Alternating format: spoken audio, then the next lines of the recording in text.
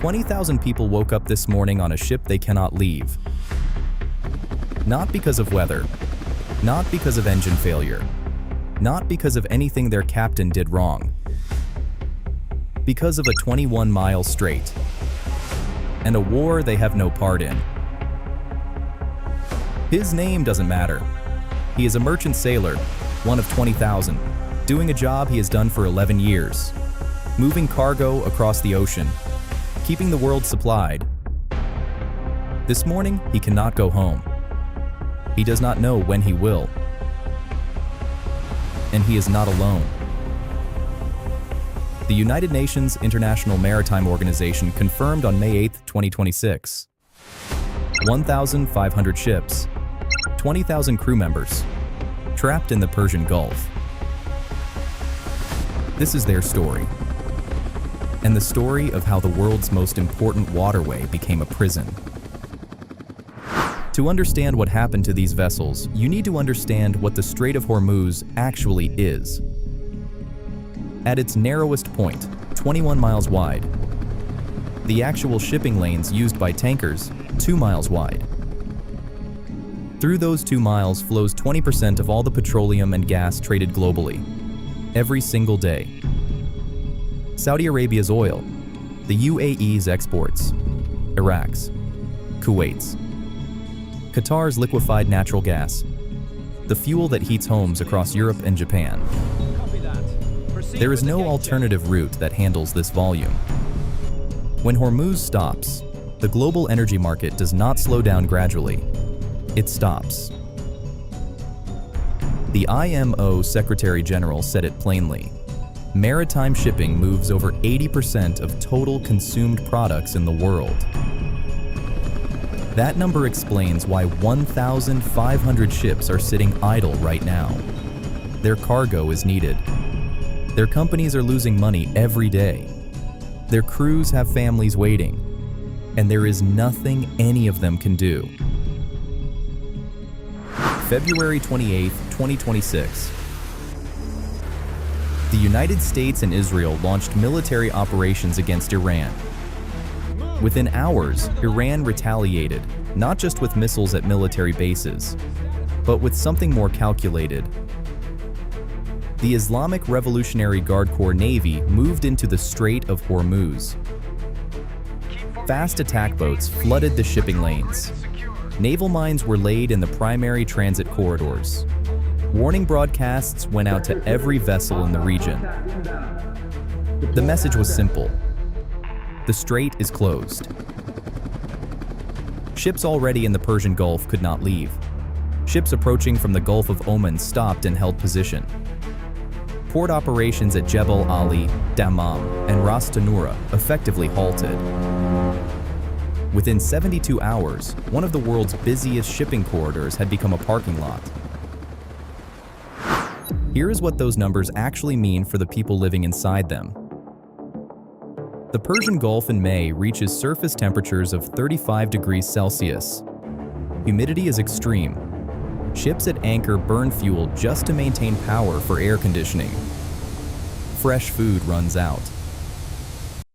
The IMO Secretary General described the crew members in words that carry real weight. Innocent people who are doing their jobs every day for the benefit of other countries, but trapped by geopolitical situations outside their control. Many of these sailors were already 2 or 3 months into their contracts when the blockade began. Some are now approaching month 4 or 5, far beyond when they expected to be home. They cannot fly out. They cannot transfer to another ship. They are waiting for diplomats on the other side of the world to reach an agreement that has nothing to do with them. The majority of merchant sailors in this region come from the Philippines, India, and Pakistan. Every day trapped in the Gulf is a day of uncertainty for families thousands of miles away. These are not soldiers. They are workers, and they are caught in the middle of something they did not choose.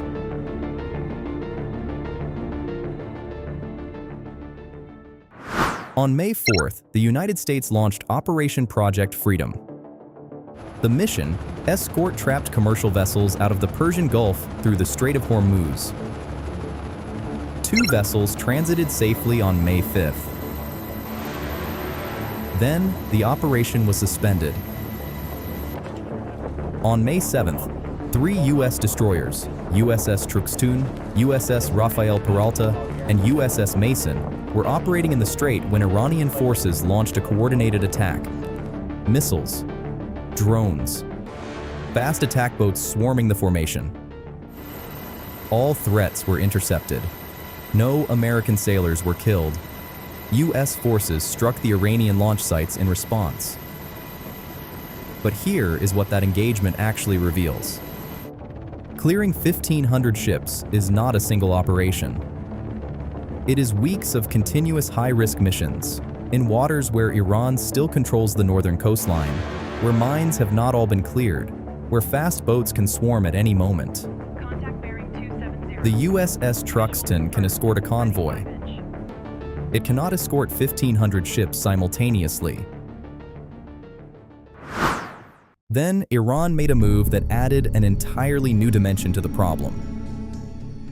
It established the Persian Gulf Strait Authority, an Iranian regulatory body claiming the right to approve vessel passage through the strait and to charge for it. One ship paid $2 million to use an Iranian-designated channel north of Larak Island. Think about what that means. Iran is not simply blockading international waters. It is functioning as a toll authority, building a system that, if left unchallenged, normalizes Iranian control over a corridor that carries 20% of the world's traded oil. If the United States escorts every convoy through by force, it is in continuous combat with no endpoint. If it allows the toll authority to stand, it accepts Iranian control over international waters. Neither option closes the situation. Neither option brings those 1,500 ships home. The Strait of Hormuz has been a strategic choke point for centuries. Every power that understood the Persian Gulf understood. Whoever controls this passage controls the energy that moves the modern world.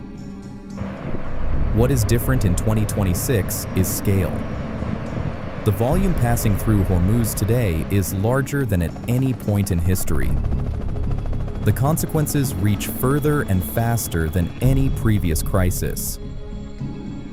20,000 sailors did not choose to become part of this story. They were doing their jobs, moving cargo across the ocean when the world changed around them. They are still waiting. The strait is 21 miles wide. It has never felt smaller. If this gave you a different picture of what is actually happening right now, drop Hormuz in the comments. Subscribe for more real stories every week. See you next time.